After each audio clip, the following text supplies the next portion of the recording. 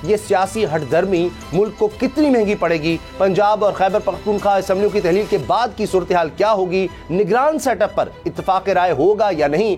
क्या 90 दिन में ज़िमनी इंतखाबात मुमकिन होंगे या मुल्क आम इंतखाबात की तरफ बढ़ेगा? मेरा कराची की सियासत से कोई ताल्लुक नहीं, लेकिन मैं चैलेंज करता हूं, आप कराची में आज भी सूबाई हलकों पे, नेशनल हलकों पे इलेक्शन कराएं और देखें कि इमरान खान को कैसे वोट मिलता है। तमाम तबाहियां, बर्बादियां और वो तमाम फ्लॉज अगर किसी एक शहर में हैं तो उसका नाम कराची है। हालांकि कराची जितना रेवेन्यू जनरेट करता है, जितना बड़ा शहर है, पाकिस्तान का मुआशी हब है, लेकिन कराची के साथ जो पीपल्स पार्टी ने कर छोड़ा है वो आपके सामने है। सब्सक्राइब करें और बेल दबाएं ताकि कोई खबर रह न जाए।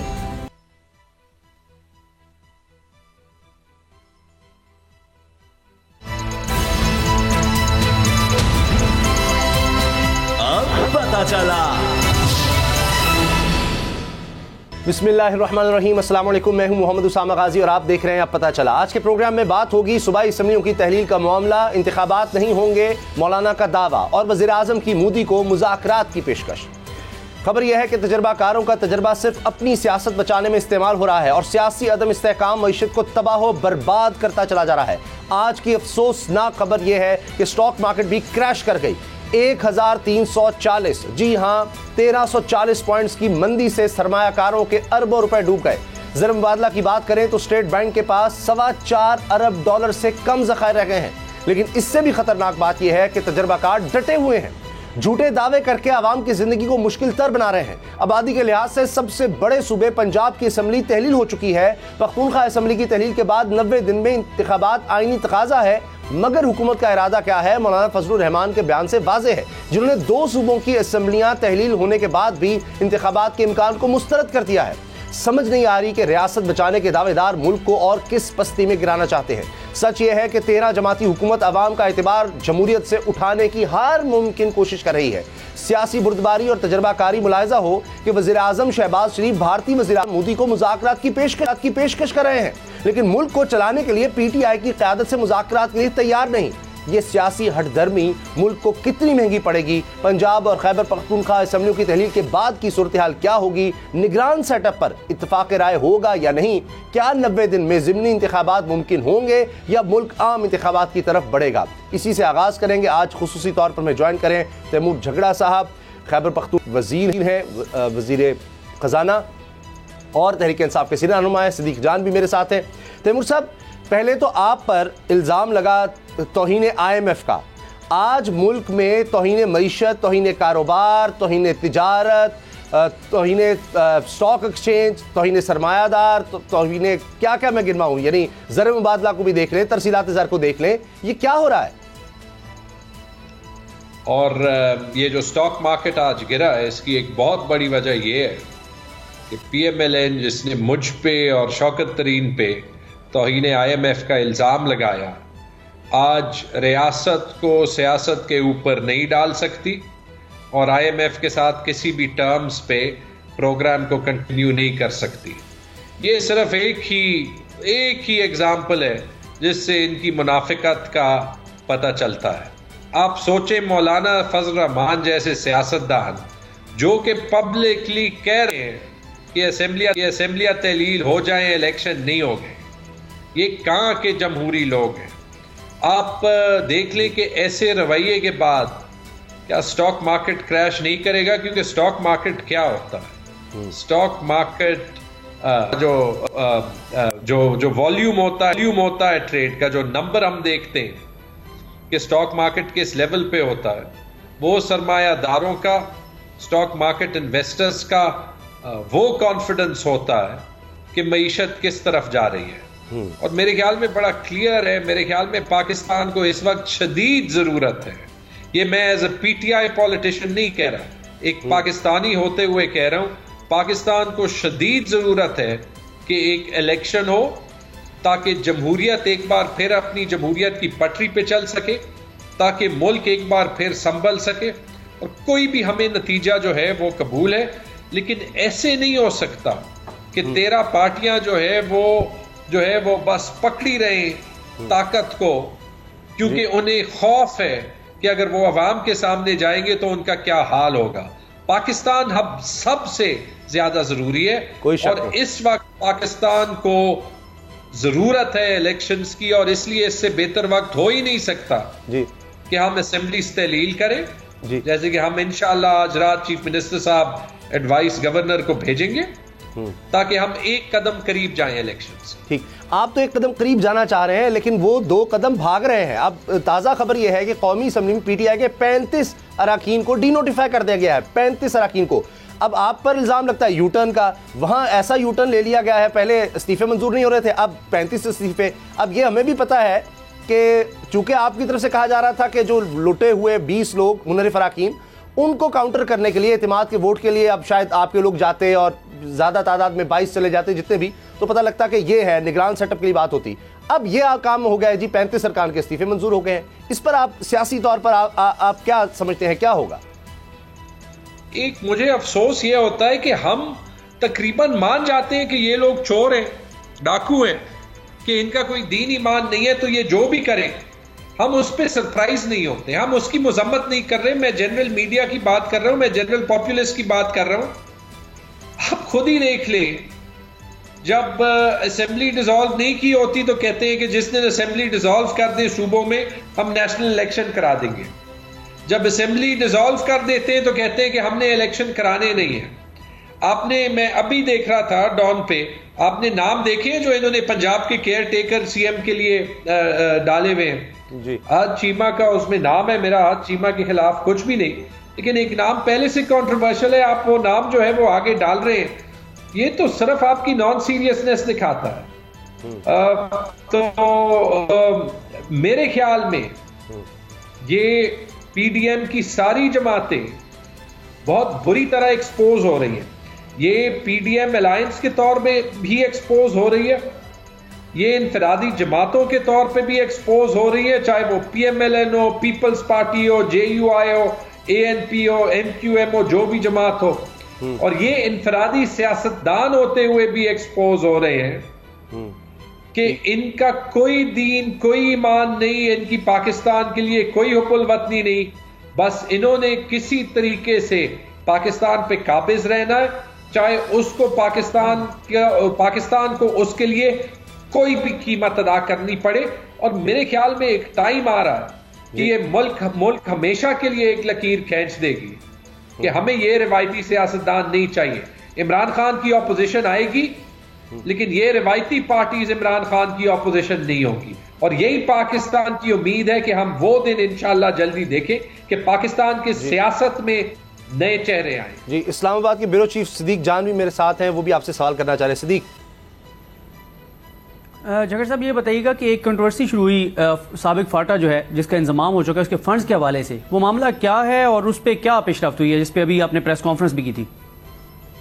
7:15 बजे 17 जनवरी को मैं इस वक्त भी अपने ऑफिस में बैठा, शायद कल सुबह हमारी असेंबली हो ही नहीं, हमारी गवर्नमेंट हो ही नहीं, अगर गवर्नर जो है वो चीफ मिनिस्टर की एडवाइस जो है वो मान ले। और क्यों?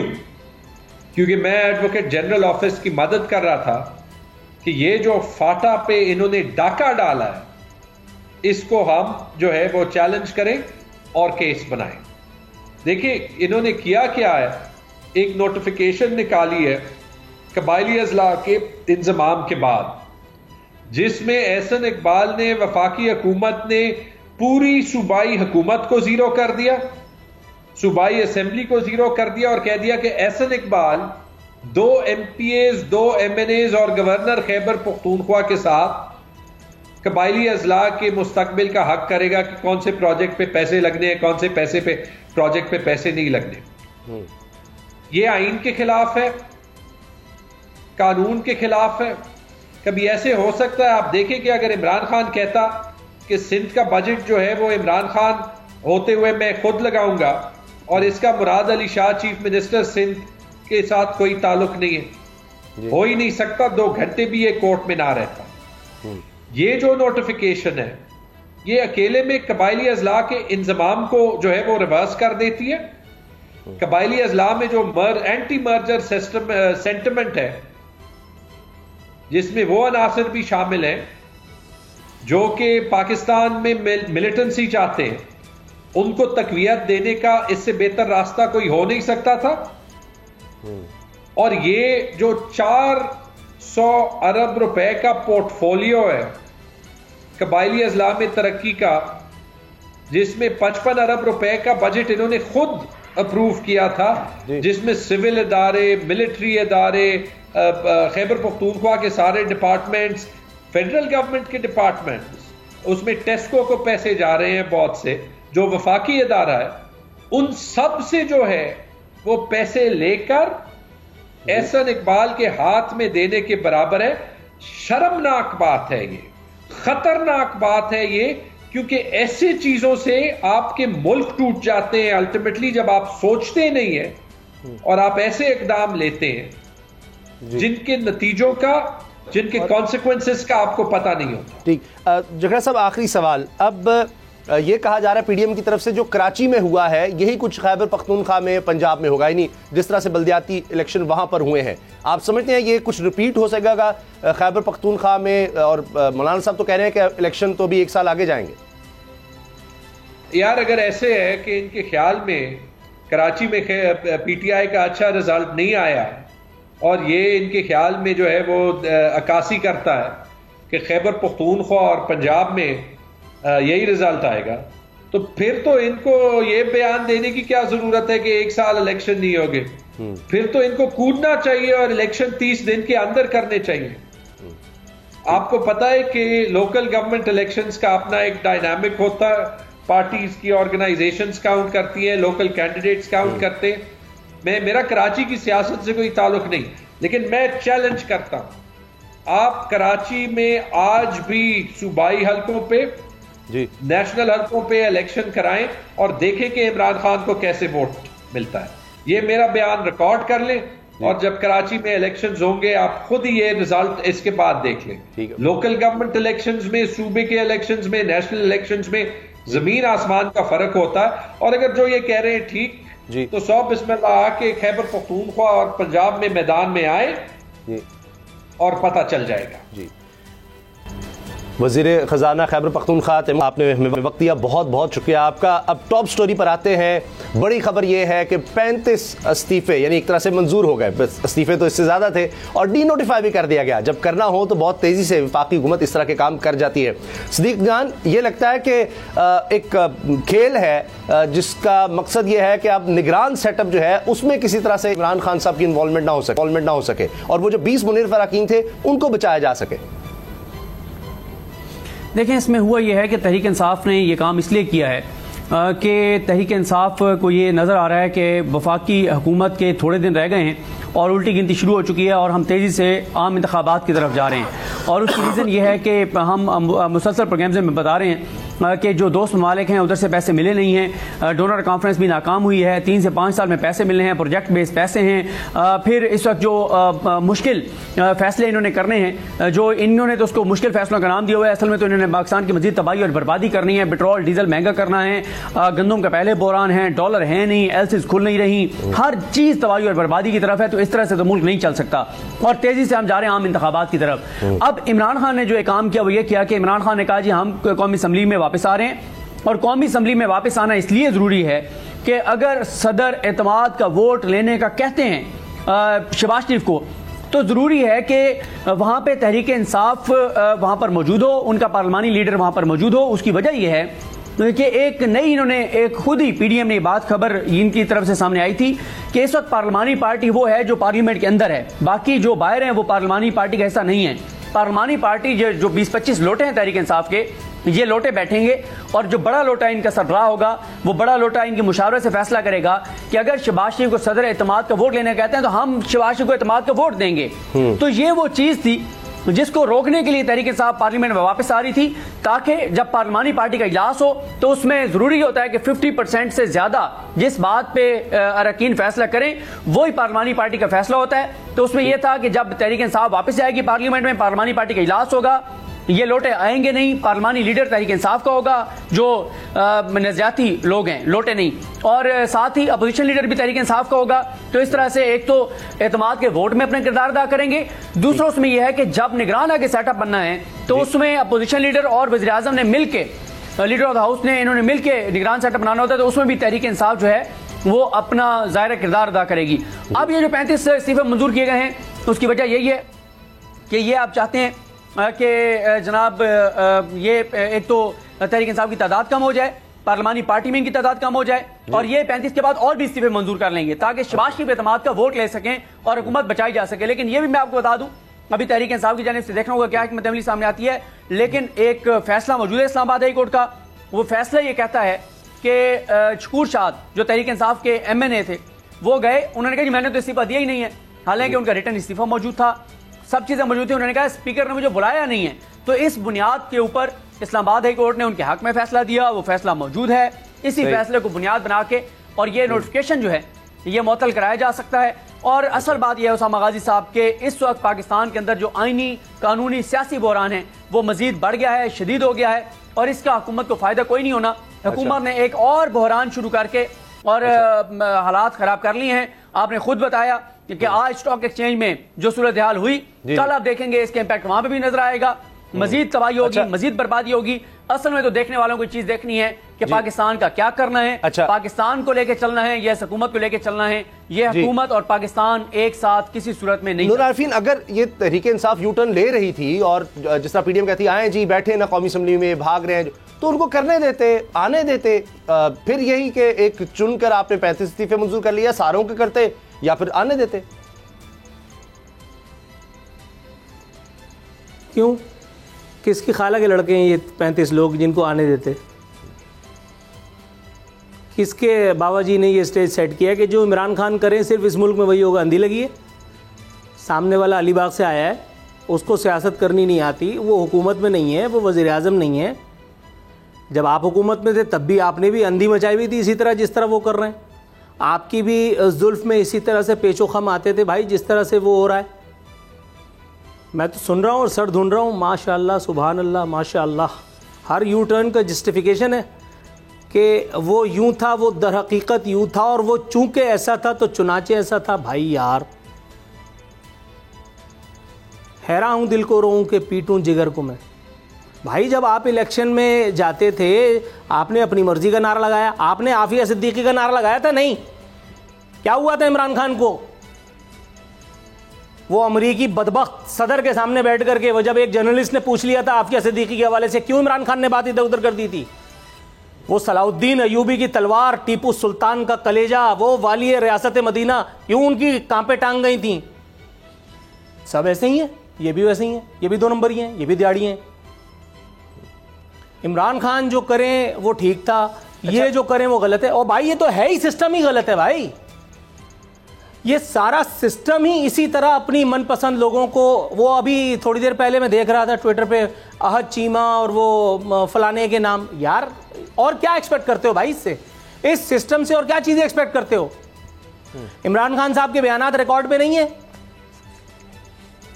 तजादात दर तजादात और दर तजादात, क्या उस वक्त लोगों ने फवायद नहीं उठाए? You just name it. इतने फायदे उठाए गए हैं और कहां से उठाए गए हैं, बात निकलेगी तो फिर दूर तक जाएगी। ये सब भी वही कर रहे हैं। लेकिन ये कि वो अपनी मूव लें, PTI वाले और नून लीग वाले अपनी मूव नहीं ले सकते या PDM वाले नहीं ले सकते जी। यार मैं किसी को नहीं कहता कि नेकी का पैगंबर है और मैं किसी को नहीं कहता कि बदी का सफीर है। चले ब्रेक का मुझे कहा जा रहा है, सब ऐसे ही टाइम पास कर रहे हैं। ये जी ब्रेक के आरफी नामा में बात करेंगे। कराची में हमने बल्दियाती इलेक्शन देखे हैं, गिरफ्तारियां भी हैं, शिकवे शिकायत भी है। जमात इस्लामी तक कह रही है जी धांधली हुई है, हालांकि उनको काफ़ी अच्छी पोजीशन मिली है। ब्रेक के बाद बात करते हैं।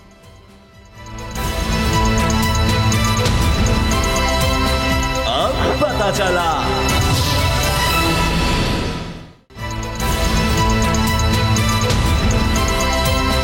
अब पता चला। वक्त है आरफीन नामा का। आरफीन, सभी एहतजाज कर रहे हैं बल्दियाती इलेक्शन पर सिवाय पाकिस्तान पीपल्स पार्टी के। जनाब मेरी स्टोरी ज़रा डिफरेंट है and the award goes to none other than Rabistan Khan, MPA of PTI। Shahrukh Khan की फिल्म पठान को टफ टाइम देते हुए राबिस्तान खान ने अपने आप को एक ज़बरदस्त मंझे हुए अदाकार के तौर पे रजिस्टर कराया है। ये आप देखिए क्या ठुमके लग रहे हैं माशाअल्लाह।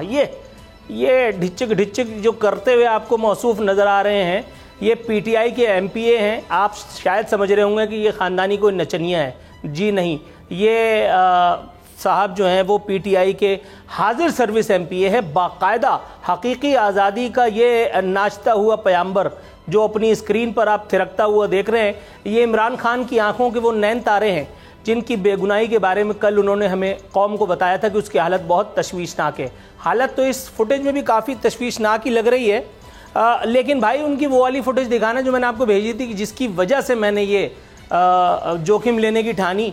इनको शिकवा था कि कराची पुलिस ने इनके साथ कुछ अच्छा सलूक नहीं किया। इनके साथ मौजूद थे इस फिल्म के डायरेक्टर प्रोड्यूसर हलीम आदिल शेख साहब। यार एक ही स्टेप बार बार कर रहे हैं, मज़ा नहीं आ रहा। वो वाली फुटेज लगाओ जिसमें इनकी तवाज़ो बता रहे हैं की गई है। उस एक फुटेज में अभी थोड़ी देर में इंशाअल्लाह ये आप देखेंगे, ये बता रहे हैं, ये जो आपको नाचता हुआ शाहरुख खान इस वक्त लंबी लंबी सांसें लेती हुई शबनम नज़र आ रही होगी। ये अभी ये देखिए अंदर अंदर और उसके बाद बाहर, ये आप देखिए ये धक धक करने लगा वाली माधुरी दीक्षित के तौर पे ये इनका सीना भी अंदर जा रहा है बाहर जा रहा है। अल्लाह माफ़ करे। शहबाज गिल साहब ने जो अदाकारी के जौहर दिखाना शुरू किए थे पाकिस्तानी सियासत में, एक फुटेज वो लगाएं और एक फुटेज ये लगाएं। ये बता रहे हैं कि मुझे पुलिस ने जो है वो हथकड़ी लगाई। भाई मारने पीटने ही के लिए ले गए थे, मारने पीटने ही के लिए ले गए थे आपको, क्योंकि आपने जिस तरह के काम वहाँ किए हुए थे इंतखाबी कैंप में, वहाँ कोई बहुत अच्छी मिसाल आपने कायम नहीं की थी। आपकी वो मारपीट वाली फुटेज अभी तक लोगों के जहनों में मौजूद है और आप नाम ले रहे हैं कि जी फला ने मुझे मारा और ढिका ने मुझे मारा। पुलिस आपको लल्ला लल्ला लोरी दूध की कटोरी सुनाने के लिए थोड़ी ले गई थी। यार ये मज़ाका खेज फुटेज हटा दो, मेरी हंसी निकल जाएगी। वही वाली लगा दो मारपीट वाली, इनके बराबर में जो हलीम आदिल शेख खड़े हुए थे, मुझे भी गुस्सा आता रहेगा। मज़े की बात यह है इनके बराबर में खड़े हुए इस फिल्म के डायरेक्टर प्रोड्यूसर हलीम आदिल शेख साहब, उन पर भी सितम बालाए सितम किया गया था। उसकी मैं गवाही दे सकता हूँ, इसलिए कि सियासत में हर एक के पीटने पाटने का एक टाइम मुकर्रर होता है और जब वो टाइम आ जाता है तो फिर आपको अचानक से उठा लिया जाता है और फिर उसके बाद आपके सेल में 2 अदद बाउंसर्स लंबे तड़ंगे मुस्टंडे से दाखिल कर दिए जाते हैं और उसके बाद कौमी खिदमत समझ करके और आपसे फुटबॉल खेली जाती है। इस एक खेल का निशाना हलीम आदिल शेख साहब भी बन चुके हैं, बल्कि उन्होंने तो सांप तक अपने सेल में जो है वो बरामद करवाया था। मैं नहीं कहता कि वो झूठ बोल रहे थे, यकीनन उनकी शिकायत में कोई ना कोई दम होगा, लेकिन राबिस्तान खान इस वक्त जो कुछ कर रहे हैं, अफसोस ये है कि इनकी इस बात पर यकीन करने वाला मेरा ख्याल है हलीम आदिल शेख के अलावा और वहाँ कोई न था। भाई वो आफ्ताब जहांगीर साहब के बारे में कल मैंने एक खिताब फरमाया था, वो लगाओ। मेरा वो जो क्लिप था मेरी जंग जब मैं किया करता था, तो उसका एक क्लिप है कुछ सेकंड्स का, आपको उसमें आफ्ताब जहांगीर साहब जो इनके MNA गुलशन में मार के, उसके हवाले से कुछ चश्म कुछ इंकशाफात देखिए। भाई लूप नहीं है, वीडियो है भाई, कुछ सेकंड्स की। ये हैं वो आफ्ताब जहांगीर साहब जो अपनी विगो गाड़ी में बेचारे फंसे बैठे हुए हैं। इनको एक चाचा मियाँ बाहर निकालने के लिए सर पैर का जोर लगाए हुए, वो भी कहाँ बाज आने वाले थे। उन्होंने देख लिया था कि अगर उतार लिया तो बहुत मारेंगे, और ये आसपास के लोग जो हैं वो उनकी नज़र उतारने के लिए मचले हुए थे। और ये हमारे जो प्यारे से पुलिस वाले थे, इनकी कोशिश थी कि उन्हें बचा ले, और जाहिर है पुलिस वाला MNA को ना बचाए तो लानत है उसके पुलिस वाला होने पर। उसके बाद उनका जो क्या नाम है ड्राइवर था, उसने अपनी अगली तनख्वाह को मद्देनज़र रखते हुए, मलूज़े खातिर रखते हुए जो एक्सीलेटर दबाया तो अचानक वो ऐन गैन हो गए और पब्लिक जो है वो तमाशा देखती रह गई। बताया जा रहा है कि कोई ज़मीन पर कब्ज़ा और ये वो, हालांकि मेरा कोई इस बात पर यकीन नहीं है। मुझे यकीन है कि आफ्ताब जहांगीर साहब एक ऐन नेकोकार और अच्छे आदमी हैं। चलिए जी, जिस तरह आरफीन आपने बात की, अब बहुत कुछ हो रहा है, इल्ज़ामात यहाँ भी हम देख रहे हैं, तहरीक इंसाफ पर भी है, लेकिन ख़ुद जमात इस्लामी भी जो बड़ी जमात बन के एक उभरी है पीपल्स पार्टी के बाद, करीब करीब है। अब इनसाइड स्टोरी में हम इसी वाले से बात करते हैं। सदीक जान, जो हम देख रहे हैं यानी जमात इस्लामी बड़ा ज़बरदस्त परफॉर्म किया है, वो भी एहतजाज कर रही है कि जी धांधली हुई है। फजलुर रहमान साहब की जमात भी कह रही है धांधली हुई है, और तहरीक इंसाफ तो चले कह ही रही है, लेकिन ये सब बाकी सब जमातें कह रही है धांधली हुई है, मगर फिर भी जमात इस्लामी कहती है सबसे बात करने के लिए तैयार है। देखें, बात यह है कि पीपल्स पार्टी ने मीठा कुछ ज़्यादा डाल दिया है। पीपल्स पार्टी ने ये जो धांधली की उसमें थोड़ा सा तो इतना कम से कम कर लेते कि किसी को शक होता कि यार शायद ये बड़ी ज़बरदस्त कारकर्दगी अपनी दिखा के बड़ी अच्छी कंपेन करके और शायद ये जो है वो वाकई इतनी सीटें ले गए हों। तो पीपल्स पार्टी आपको पता है कराची में जिस तरह से वो धांधली पहले करते हैं और पहले भी एक नेशनल असम्बली की सीट के ऊपर जिस तरह से पीपल्स पार्टी जीती वो आपके सामने हैं। तो 93 सीट्स जो हैं वो कोई भी ये मानने को तैयार नहीं है कि पीपल्स पार्टी इतनी अच्छी कारकर्दगी दिखा सकती है, क्योंकि कराची की जिस तबाही और बर्बादी का नाम लेंगे उसकी जिम्मेदार पीपल्स पार्टी है।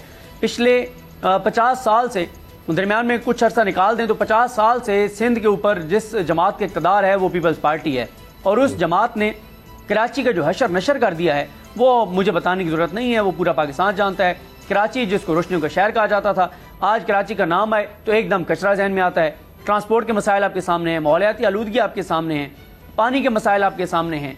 हर मतलब पूरे पाकिस्तान के मुख्तलिफ शहरों में जो बद इंतजामिया, जो करप्शन, जो लूट मार, जो तबाही और बर्बादी मुख्तलिफ शहरों में एक एक अगर आप गिने तो वो तमाम तबाहियाँ, बर्बादियाँ और वो तमाम फ्लॉज अगर किसी एक शहर में हैं तो उसका नाम कराची है। हालांकि कराची जितना रेवेन्यू जनरेट करता है, जितना बड़ा शहर है, पाकिस्तान का मुआशी हब है, लेकिन कराची के साथ जो पीपल्स पार्टी ने कर छोड़ा है वो आपके सामने है। ये जो पीपल्स पार्टी ने जो हद से ज्यादा करप्शन की है उसके देखे ना कि कोई भी ये मानने को तैयार नहीं है सिवाय पीपल्स पार्टी खुद और उनके चंद एक जो हामी हैं कि पीपल्स पार्टी इतनी ज्यादा सीटें ले सकती है। देखें जो जहाँ तक तहरीक इंसाफ की बात है, तहरीक इंसाफ की सीटें जो है वो बिल्कुल अगर कम की गई हैं तो वो ठीक है, जितनी भी सीटें कम की गई हों, लेकिन एक चीज़ तो तहरीक इंसाफ के सामने आ गई है कि बहरहाल उनके तंजीमी तौर पर फ्लॉज हैं, वहाँ पे तंजीमी उनके इशूज़ हैं। जमात इस्लामी पे लोगों ने एतमाद का इजहार किया क्योंकि कराची में गली महल्ले तक उनकी तंजीम मौजूद है, तो उन्होंने अच्छा जमात इस्लामी ने वो किया। लेकिन जमात इस्लामी की बात दुरुस्त है कि जिस तरह से ये नहीं हो सकता कि अपोजिशन का किरदार हमेशा से वहाँ पे अदा किया जमात इस्लामी ने, अवाम के लिए किरदार अदा किया जमात इस्लामी ने, हर मामले में हमें हाफिज नईमुर रहमान साहब एक्टिव नजर आए और वोट जमात इस्लामी से भी ज्यादा पीपल्स पार्टी को पड़ जाए। तो ये जो पीपल्स पार्टी ने, जो मैंने अर्ज किया कि मीठा ज्यादा डाल दिया है, तो वो लोगों को नजर आ रहा है और पीपल्स पार्टी ने बेहद इसमें जो है वो धांधली की है और जिस तरह से भी उन्होंने इतनी ज्यादा सीटें बढ़ा ली हैं तो ठीक है कर लें। लेकिन ये मैं आपको बता दूं, जो शुरू में आपने एक सवाल भी किया था, जो लोकल बॉडीज के इलेक्शन होते हैं उनकी कुछ और चीजें होती हैं। लोग गली मोहल्ले में देखते हैं कौन एक्टिवली किरदार अदा कर सकता है, लेकिन जब आम इंतखाबात होते हैं तो उसमें इतना आसान नहीं होता। यहाँ पे तो आप देखें कि 34-35 घंटे बाद तो इलेक्शन कमीशन ने रिजल्ट अनाउंस किया है, तो इलेक्शन कमीशन भी आप देखें, इलेक्शन कमीशन के अपने कई लोग बता रहे हैं, अपने उनके जिम्मेदारान बता रहे हैं कि किस तरह से धांधली और चीजें हुई, लेकिन इलेक्शन कमीशन आपने देखा कि उसने कोई कार्रवाई नहीं की। फिर एक और चीज आप ये देखें कि वो इलेक्शन कमीशन जो इमरान खान, असद उमर, फवाद चौधरी के खिलाफ तो इन्हें इलेक्शन कमीशन की कार्रवाई कर रहा है, उस इलेक्शन कमीशन पर एमक्यू ने इल्जाम लगाए कि ये सारा किया धरा जो सारी प्रीपोल रिगिंग है ये इलेक्शन कमीशन ने किया है। इलेक्शन कमीशन ने कोई नोटिस नहीं दिया, कोई कंटेम्प्ट की कार्रवाई नहीं की।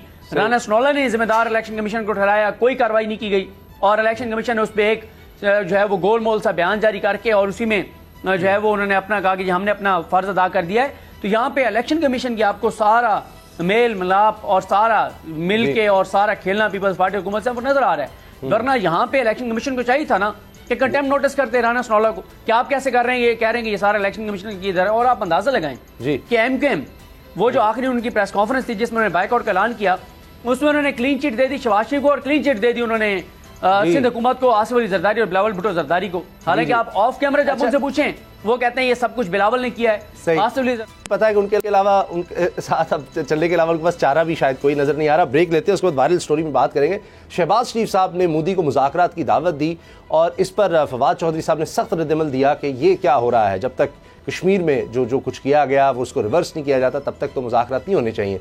फिर एक तरफ हम देखते हैं वजाहत भी आती है, इस पर हम वायरल स्टोरी में ब्रेक के बाद बात करेंगे।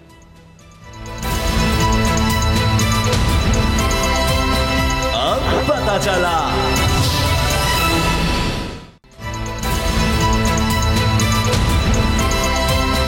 अब पता चला। कराची के बल्दियाती इलेक्शन पर हम बात कर रहे थे। आरफीन, आप बड़ी अच्छी तरह समझते हैं कराची की सियासत को, ये बताएं कि अब ये बड़े दिलचस्प हमने रिजल्ट्स देखे हैं कि अब जमात इस्लामी को अगर इत्तेहाद करना है तो पीपल्स पार्टी बेहतर चॉइस है, क्योंकि तहरीक इंसाफ के साथ जाएंगे तो फिर फंड्स तो फिर वही मसला आ जाएगा। जी हाँ, बिल्कुल ऐसे ही है। पीपल्स पार्टी अगर ना चाहे तो शहर में कुछ भी नहीं हो पाएगा। गो के वसीम अख्तर के दौर से ज़्यादा इख्तियारात इस वक्त मेयर के पास होंगे। कुछ रेवेन्यू जनरेशन के हवाले से भी अपॉर्चुनिटीज़ जो हैं वो मिली हैं। कुछ और इख्तियारात में ज़ाहिर है कि ढील दी गई है सिंध हुकूमत की तरफ से। लेकिन ये बात तो नविश्ते दीवार है कि इस वक्त अगर पीपल्स पार्टी के साथ अरेंजमेंट करके और जमात इस्लामी ने सब ये सारी चीज़ें ना की तो शहर फिर वही उधड़े का उधड़ा रहेगा। बुग़्ज़ जिसको कहते हैं ना पीटीआई में या बुग़्ज़ इमरान में, पीटीआई को बल्कि पीटीआई के नाम पर कराची के शहरियों को तंग करने का सिलसिला जारी रहेगा।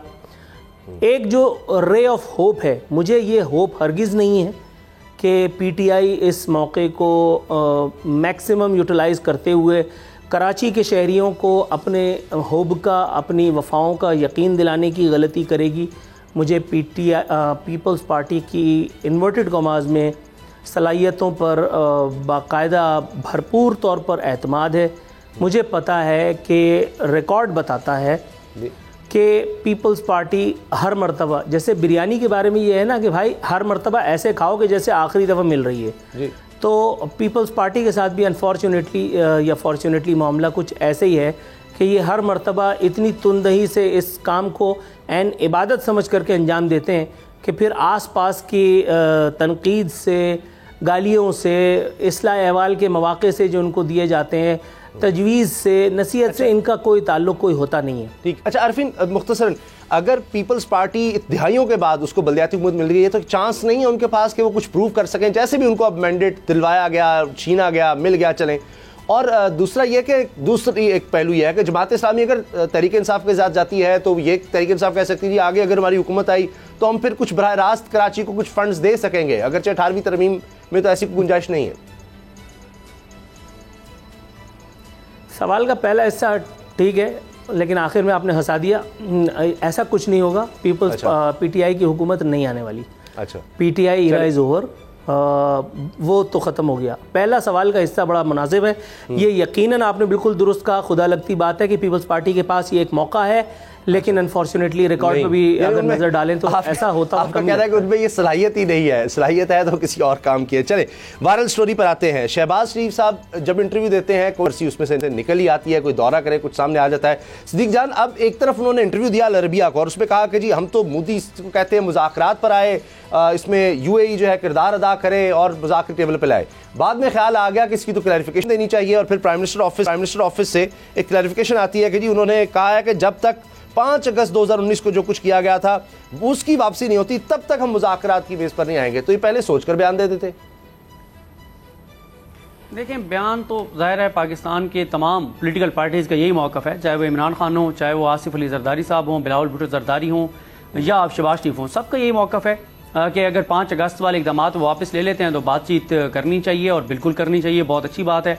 और ये मैं आपको बता दूँ कि इमरान खान के दौर में जो एक पूरा मामला तय हो गया था कि इंडिया और पाकिस्तान के दरमियान बॉर्डर खोल दिए जाएंगे, इंडियन प्राइम मिनिस्टर पाकिस्तान आएंगे और उसके बाद वो यहाँ आके कुछ चीज़ें अनाउंस करेंगे। फिर सार कॉन्फ्रेंस थी, उसमें मुलाकात थी इमरान खान की और प्राइम मिनिस्टर मोदी की, ये सारी चीज़ें तय थी और हर चीज़ तय थी। लेकिन उसमें फिर इमरान खान ने कहा कि नहीं, क्योंकि फॉरेन ऑफिस ने उस पर कहा था कि जी इमरान खान साहब को कि आप अगर ये करेंगे तो इसकी बहुत भारी सियासी कीमत आपको अदा करनी पड़ेगी। आपके बारे में हमेशा ये कहा जाएगा कि आपने कश्मीर का सौदा कर दिया था, आपने कश्मीर को बेच दिया था। और इमरान खान भी ये समझते थे कि जब तक 5 अगस्त के इक़दाम वापस नहीं होते तो मुझे ये स्टेप नहीं लेना चाहिए। तो इसलिए फिर ये हुआ कि ये मामला रुक गया था और ये एक मामला आगे नहीं बढ़ा था। लेकिन हर चीज़ जो है उस वक्त पाकिस्तान और इंडिया के दरमियान बैकडोर चैनल से तय हो गई थी। तो अब भी अगर इंडिया संजीदा है और बिल्कुल इसमें कोई शक नहीं है कि पूरा रीजन जो है वो तरक्की करेगा अगर पाकिस्तान और भारत के दरमियान मामला ठीक हो जाते हैं, अमन होना चाहिए, दोस्ती होनी चाहिए। लेकिन इसमें कश्मीरियों की जो कुर्बानियाँ हैं उनका सौदा नहीं होना चाहिए। कश्मीर के ऊपर बिल्कुल पहली बात कश्मीर के ऊपर होनी चाहिए। और ये बात जज्बात के हद तक तो ठीक है कि हम कश्मीर लेकर रहेंगे, कश्मीर जब तक आज़ाद नहीं होता तब तक इंडिया से बात नहीं हो सकती। मेरा ख्याल है कि अगर वो 5 अगस्त के इक़दाम वापस ले लेते हैं और कश्मीर में जुल्म बंद कर देते हैं तो एक बार अमन दोनों मुल्कों के दरमियान होना चाहिए और बाद में फिर कश्मीरियों को कुछ साल बाद उनको मौका देना चाहिए, जिसके साथ रहना चाहते हैं वो रहें। अच्छा नूर आरफीन, आप इस बारे में क्या कहते हैं? जी, मैं जहर ही उगलूंगा। जाहिर है कि ये जो कार जहल सरअंजाम दिया है, उसके बाद फिर उन्होंने यू टर्न भी लिया है, इसका कोई तुक नहीं था। और रीज़न मेरे पास बिल्कुल वही है जो सिद्दीक जान ने कहा। मैं शायद कॉमा फुल स्टॉप आगे पीछे कर लूँ, लेकिन बात ठीक है। लेकिन हाँ, एक दूसरी चीज़ तरफ का ये कहा इजाफा जाता है ज़रूर कि इस तरह से भी कोई हल तो हो नहीं रहा, तो चले किसी ना किसी तरह बैठेंगे तो उसके बाद फिर देखी जाएगी। बात तो करें, कोई तिजारत खोलें, कोई लोगों की बेहतरी हो, इतने सालों से है, हल तो हो नहीं रहा। देखिए भाई, मतलब ठीक है, अगर इसी तरह से सारी चीज़ें करनी है तो फिर इमरान खान का वो मौक़िफ़ ठीक था कि अगर बीजेपी इक़्तिदार में आ जाएगी तो ये गुलो गुलजार बन जाएगा, ये सब कुछ खित्ता बन गया। मोदी को मिस कॉलें मारते रहे, मोदी ने लिफ्ट ही नहीं कराई, हो गया।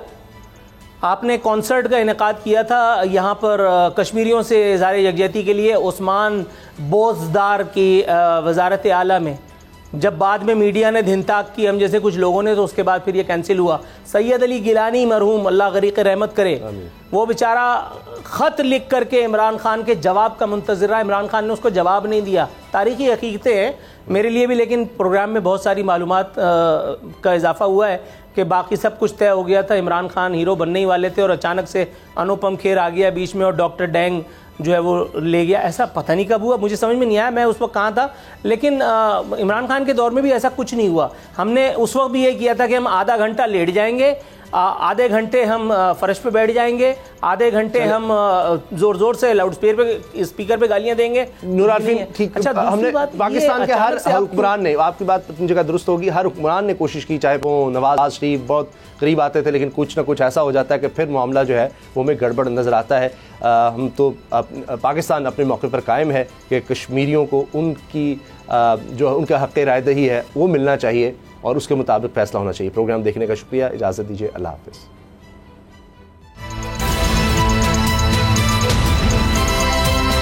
अब पता चला।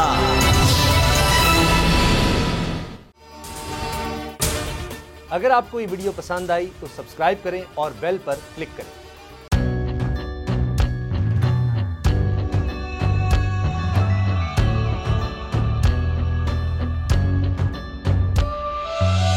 कहीं पर बिजली की टेंशन, कहीं पर पानी की टेंशन, ये दौर सब गुजरे हैं, अब आ गया इलेक्शन। सुन सुन कर थक गए हुक्मरानों के ये राग, जाग पाकिस्तानी जाग, जाग पाकिस्तानी जाग, जाग पाकिस्तानी जाग, जाग पाकिस्तानी जाग, जाग पाकिस्तानी जाग, जाग पाकिस्तानी जाग, जाग पाकिस्तानी जाग, जाग पाकिस्तानी जाग, जाग पाकिस्तानी जाग। सब्सक्राइब करें और बेल दबाएं ताकि कोई खबर रह न जाए।